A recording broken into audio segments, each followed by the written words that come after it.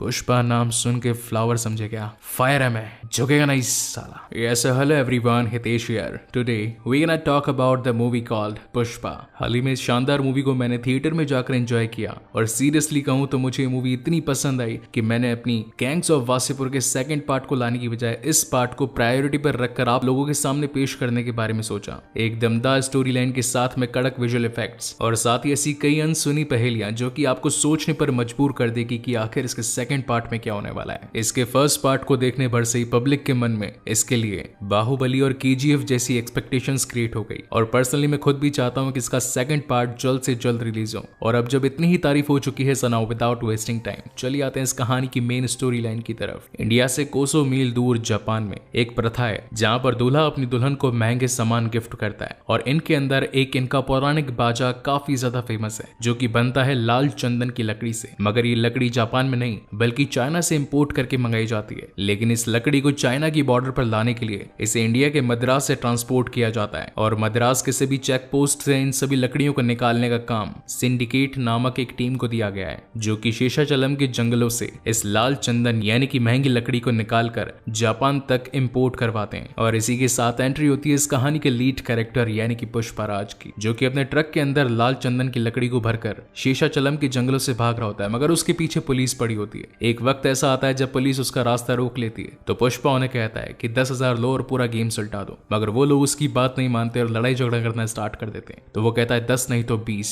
20 नहीं तो 30, 30 नहीं तो 40, अरे कम से कम 50 में तो मानो। मगर पुलिस वाले उसकी एक नहीं सुनते और उसे पीट पीट कर गाड़ी के अंदर डाल देते हैं। तो पुष्पा उन्हें कहता है कि 1 लाख कैसा रहेगा? तुम क्या सोच रहे हो? तुम्हारी पूरी मंडली को 1 लाख बोल रहा हूँ, हर एक जने को 1 लाख कह रहा हूँ। ये लाइन सुनते ही तो सारे पुलिस वाले अपनी गाड़ी रोक देते हैं और कहते हैं कि साहब आखिर आप हो कौन और वैसे यहाँ जंगलों में आना कैसे हुआ? तो वो कहता है पुष्पा नाम है मेरा, याद रखने की कोई जरूरत नहीं, बस अपने काम से काम रखो। जिसके बाद कहानी शिफ्ट होती है 1 साल पीछे जहां पर हम देख पाते हैं कि पुष्पा नाम का एक आदमी एक मील में काम कर रहा होता है और अपने ब्रेक टाइम में चाय को पीने के लिए अपने टांग पे टांग रख के उसके साथ पाव खा रहा होता है। और तभी वहां पर मील का मालिक पहुंचता है तो मैनेजर को वो कहता है कि आखिर ये बाहर कौन है जो कि पैर पे पैर डालकर बैठा है, इसे थोड़ी तमीज सिखाओ। तो मैनेजर उसे आकर कहता है कि भाई आखिर तो मालिक के सामने इस तरीके से कैसे बैठा है, काफी गुस्सा हो रहे हैं वो। तो पुष्पा उन्हें कहता है कि ओए ये दायां पैर अपना है और ये बायां पैर भी अपना है, तो तेरे मालिक की लुंगी में गाय को खुजली हो रही है। जो भी करता हूँ अपनी मेहनत की करता हूँ, अगर तुझे मेरा तरीका नहीं पसंद तो मुझे तेरी नौकरी नहीं पसंद, संभाल आज से तेरी नौकरी। वहीं दूर खड़ा केशव नाम का एक शख्स उसे देख रहा होता है और वो भी सोचता है कि मुझे भी अब अपने मालिक को बदल लेना चाहिए और तब से वो उसके साथ हो जाता है। गाँव में पुष्पा की माँ पर कर्ज काफी ज्यादा था, इसलिए हर वक्त मुनीम आकर उसकी माँ को धमकाता था कि आखिर मेरा पैसा कब देगी, इतने महीने हो गए अभी तक तूने मेरा पैसा चुकता नहीं किया। तो पुष्पा अपनी भैंस को 5,000 में बेचकर उस मुनीम को उसके पैसे चुकाता है और साथ ही ये भी कहता है कि जब तूने पैसे मांगे थे तो पूरे गांव के सामने जलील किया था, आज अगर तुझे पैसे मिल गए तो हर किसी के सामने जाकर तुझे बोलना पड़ेगा कि हाँ पुष्पा ने मेरे पैसे चुकता कर दिए। जाते वक्त वो मुनीम उसे कह के जाता है कि या तो तेरी अकड़ तुझे जमीन में मिला देगी या फिर इस दुनिया का राजा बना देगी। अगले दिन जब पुष्पा दिहाड़ी के लिए अपनी गाड़ी का वेट कर रहा होता है तो वहां पर 2 गाड़ियां आती है, एक 100 की एक 1000 की। तो पुष्पा केशव को पूछता है कि आखिर में डिफरेंस क्या है। तो केशव उसे बताता है कि 100 में रहोगे तो कायदे में रहोगे और अगर 1000 में रहोगे तो फायदे में रहोगे, लेकिन जान का जोखिम है। तो पुष्पा बिना कुछ सोचे समझे 1000 वाली गाड़ी में चढ़ जाता है जहां पर वो गाड़ी उन्हें मद्रास के शेषाचलम जंगलों में लेकर जाती है। सबसे पहले तो वहां का पुजारी सभी दिहाड़ी मजदूरों की पूजा करवाता है और फिर नए काम की शुरुआत के लिए सारे दिहाड़ी मजदूर जंगल की लाल चंदन की लकड़ी को काटने लगते हैं। अब जहां पर अवैध काम होता है तो पुलिस तो वहां पर होनी थी, इसलिए वहां पर गोविंद नाम का पुलिस पहुंचकर सारे इलीगल काम को रुकवाने की कोशिश करने वाला होता है। लेकिन पुष्पा कहता है कि हमने इतनी मेहनत करी और बिना अपना फायदा लिए नुकसान करके यहाँ से चले जाएं, ऐसा मैं होने नहीं दूंगा, अपन झुकेगा नहीं साला। गोविंद वहां पर आकर सबसे पूछता है कि आखिर तुमने माल कहां पर छुपाया। तो पुष्पा उसे कहता है कि भाई साहब आप माल लेने के लिए आए हो या जो मिला उसे बरामद करने के लिए आए हो? अगर अपनी जान बचाना चाहते हो तो चुपचाप यहाँ से चले जाओ, क्योंकि आपकी एक गोली चलेगी हमारे यहाँ पर 60 खुलाड़ियां चलेगी। डर के मारे गोविंद वहां से जाना ही सही समझता है क्योंकि इस वक्त उसके पास में और कोई चारा भी नहीं था। और अब इस तरीके से धीरे धीरे पुष्पा उन सभी लोगों का लीडर बन चुका था। केशव भी अब उसकी बातों में आकर उसकी हाँ में हाँ मिलाता था। जब वो अपनी दिहाड़ी लेने के लिए पहुंचा तो मैनेजर उसे कहता है कि केशव तू तो अपना पैसा ले चुका है, आखिर दूसरी बार किसका पैसा लेने के लिए आया? तो केशव केशव कहता है कि वो देख दूर पे सिंहासन में पैर रख के जो बीड़ी भोग रहे ना, एकदम शहनशाह की तरह, वो अपन का दोस्त है, नया मालिक है, तो अपन उसकी दिहाड़ी लेने के लिए आए है। मैनेजर कहता है कि जा दे दे उसे, पर उसकी अकड़ ज्यादा दिन टिकेगी नहीं। उनकी ये बातें चली रही थी और तभी वहां पर गोविंद अपनी पूरी पुलिस फोर्स को लेकर पहुंच जाता है। मगर पुष्पा ये बात जानता था कि अगर आज डर गया तो समझो मर गया। वो गाड़ी के अंदर सारी लकड़ी के फट्टे डाल देता है और उस ट्रक को खुद ही चलाने लग जाता है। उसके पीछे काफी सारी पुलिस पड़ती है, लेकिन एक वक्त के बाद में वो उन्हीं के सामने आकर खड़ा हो जाता है, बोलता है भाई बहुत गर्मी हो रही है, चलो लस्सी पीते पीते बात करते ना, पुलिस स्टेशन में आ जाओ। जहां पर पुलिस वाले उसकी खूब कुटाई करते हैं, खूब पेलते हैं और बोलते हैं कि बता साले तूने सारी लकड़ियां यहाँ पर रखी है। पुष्पा कहता है कि अगर मैंने बताया तो मालिक मार देगा। तो वो कहता है कि मालिक कौन है? मालिक तो मैं ही है, आखिर अपन से बड़ा इस जिले के अंदर अपना मालिक और कौन हो सकता है, हैं? और काफी पिटाई के बावजूद भी पुष्पा अपना मुंह नहीं खोलता कि आखिर उसने लकड़ियों से भरा ट्रक कहां पर डाला। तभी वहां पर एक पुलिस वाला आता और कहता है कि अपना मुंह ऐसे नहीं खोलेगा। वो उसको पूछता है कि आखिर बता तेरा पूरा नाम क्या है? तो वो कहता है कि मेरा नाम है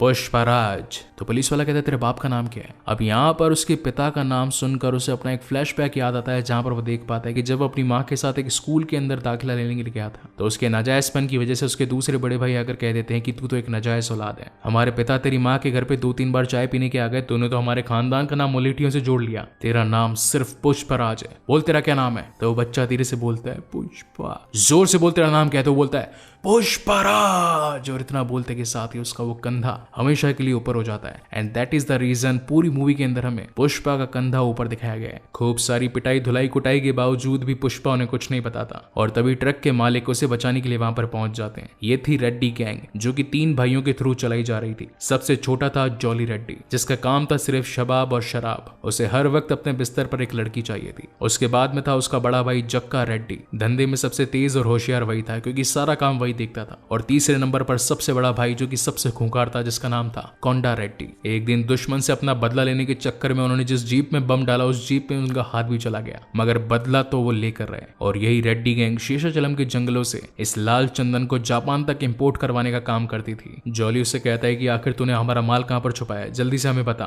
तो पुलिस वाले भी कहते हैं कि हमने भी इससे खूब पूछा, लेकिन इसने तो कुछ बताया नहीं। तो पुष्पा कहता है कि ओए पुलिस वाले साल का कितना कमाते? 60,000। तुमको पता तो क्या मिलता है, इनको बताएंगा तो कुछ तो मिलेगा। चलो ठीक है भाऊ, 5 लाख में डील डन करते हैं। तो मुझे 5 लाख दो, मैं तुम्हें बताता हूँ कि मैंने तुम्हारी लकड़ी कहां पर छुपा रखी है। तो जॉली कहता है ओए जंगली, तेरे जैसे को मैं 5 लाख दूंगा, चल भाग ऐसे, ज्यादा बोलेगा तो तेरी लाश यहाँ पर गाड़ दूंगा। तू जानता नहीं हम कोंडा रेड्डी के आदमी है। तो पुष्पा कहता है कि अगर लकड़ी का पता मैं नहीं बताएगा तो क्या कोंडा रेड्डी आके तेरे को बताएगा? और फाइनली रेड्डी गैंग को उनकी बात माननी पड़ती है, जहां पर पुष्पा उन्हें लेकर जाता है उसी सुनसान जंगल के अंदर एक छोटे से कुएं के पास में, जहां पर वो जब अपना ट्रक लेकर जा रहा था तो पुलिस से बचने के लिए उसने अपना लकड़ी का भरा ट्रक उसी कुएं में पटक दिया। इसका शानदार दिमाग और दिलेरी को देखकर जक्का रेड्डी इसे पूरे 5 लाख दे देता है। और जब पुष्पा वापस से अपने घर जाने के लिए उस वैन के अंदर बैठ रहा होता है तो जॉली उसे कहता है कि वो कहां पर घुस रहा है? दिहाड़ी मजदूर है तू, ये मत समझना कि गाड़ी के अंदर हमारे साथ बैठकर आया तो हमारे साथ बैठकर जाएगा भी। ये पकड़ 20 रुपए और चल निकल यहाँ से। इस बात से तो पुष्पा को काफी ज्यादा गुस्सा आ जाता है और वो केशव को पूछता है ये गाड़ी कितने की आती है? तो केशव कहता है हाँ ये डिब्बा करीब आ जाएगा 5 लाख का। तो पुष्पा कहता है कि जा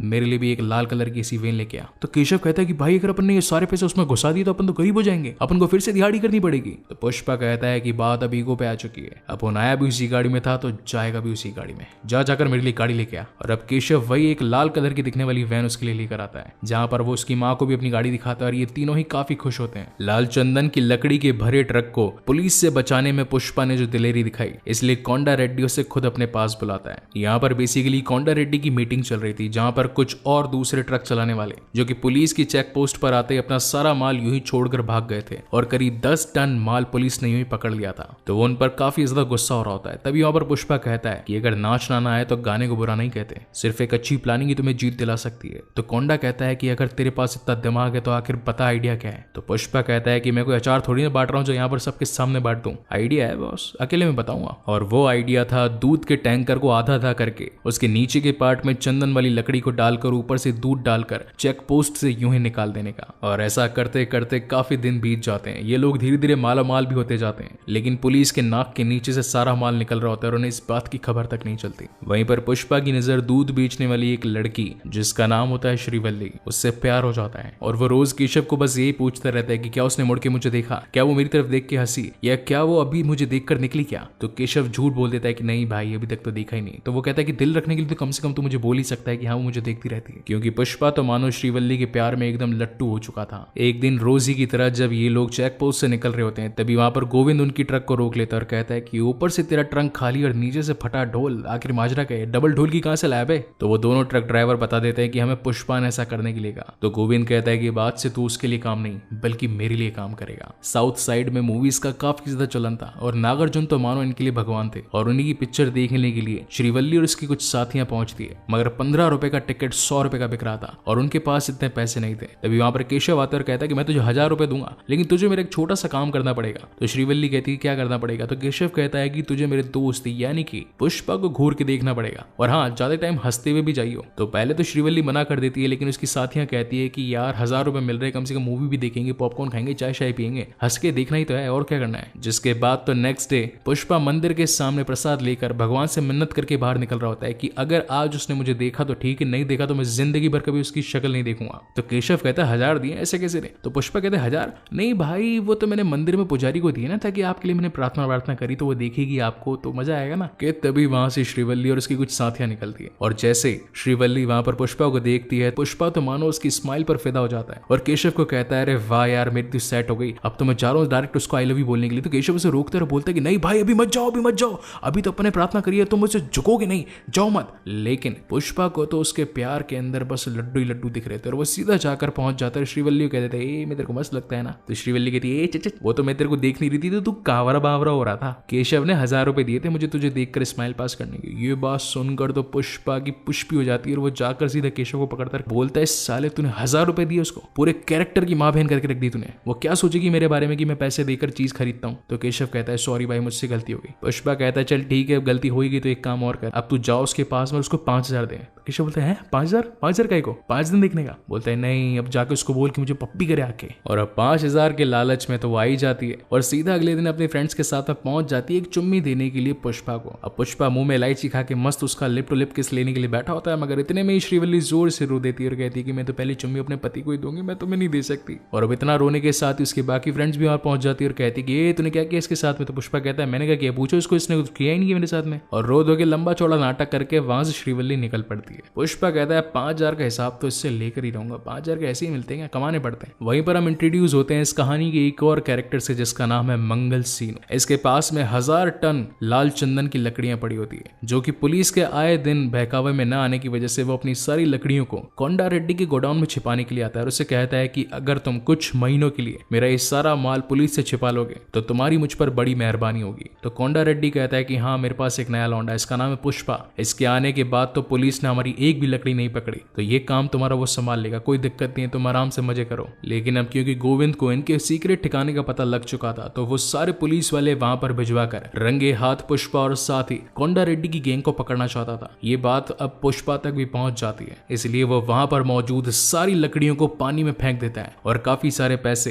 केशव को देकर डैम को बंद करवाने के लिए उसे यहाँ से भेजता है। और जब गोविंद अपनी पूरी टीम के साथ वहां पहुंचता है तो उसे कुछ नहीं मिलता सिवाय हार के। और अब हजारों टन बचा लेने के बाद तो मंगल सीनू के सामने पुष्पा की गुडविल बढ़ चुकी होती है और वो उसे अपनी पार्टी में इनवाइट करता है, जहां पर बड़े बड़े पुलिस वाले, पॉलिटिशियंस, नेता और ऊंचे ओहदे के लोग मौजूद थे, जो कि सभी सिंडिकेट के लिए काम किया करते थे। और सिंडिकेट, जैसा कि मैंने आपको शुरुआत में बताया, ये पूरी एक टीम जो कि लाल चंदन की लकड़ी को इंडिया से चाइना इंपोर्ट करवाती थी, जहां से इलीगली वे में चाइना से ये लकड़ी जापान जाती थी वहां के महंगे बाजे बनाने के लिए। मगर इसी बीच पार्टी में पुष्पा को यह पता चलता है कि जो माल 1 टन का मंगल सीनू चेन्नई के मुर्गन को 2 करोड़ में बेचता है, उसका सिर्फ 25 लाख ही यहाँ कोंडा रेड्डी और बाकी की टीम में बांटता है। आखिर बाकी का पैसा वो खुद के पास क्यों रखता है और ये सारी इलीगल जानकारी उसने अभी तक किसी को बताई क्यों नहीं? वो ये सारी बात कोंडा रेड्डी को बताता है। तो कोंडा रेड्डी कहता है कि ठीक है, तो खुद ही जाकर उससे पैसा बढ़ाने के बारे में बात कर ले, अगर बात करता है तो ठीक है, अगर नहीं बात करता और कोई भी पंगा होता है तो मैं तुझे नहीं जानता, तू मुझे नहीं जानता। और अब जैसा कि पुष्पा के मन में श्रीवल्ली बस चुकी थी और उसने ये बात सुन ली थी कि वो अपनी पहली किस अपने पति को ही देगी, इसलिए वो शादी करवाने के लिए अपनी माँ को उसके घर पहुंचा देता है। लेकिन तभी वहां पर उसका एक सौतेला भाई पहुंच जाता है और सारे की ये किराए पर पानी फेर देता है और कहता है कि मलेठी परिवार का नाम तेरे नाम से नहीं जुड़ेगा। और साथ ही श्रीवल्ली के पिता को भी कह देता है कि एक नाजायज औलाद के घर पे आप अपनी बेटी को बिहार एक बार सोच तो लीजिए। इतना सुनते के साथ ही तो पुष्पा को गुस्सा आ जाता है और वो उसके सर पर एक घड़ा फेंक कर मारता है, लेकिन इतने में ही उसकी माँ टकरा कर जमीन पर गिर जाती है। उसकी माँ के सर से खून बहने लगता है तो पुष्पा अपनी माँ को सीधा हॉस्पिटल लेकर जाता है। रो रो कर उसका बुरा हाल हो गया होता है। तो केशव आकर पूछता है कि आखिर भाई आप इतना रो क्यों रहे हैं, इस बात से आपको इतना क्या बुरा लग गया? तो पुष्पा बताता है कि काफी साल पहले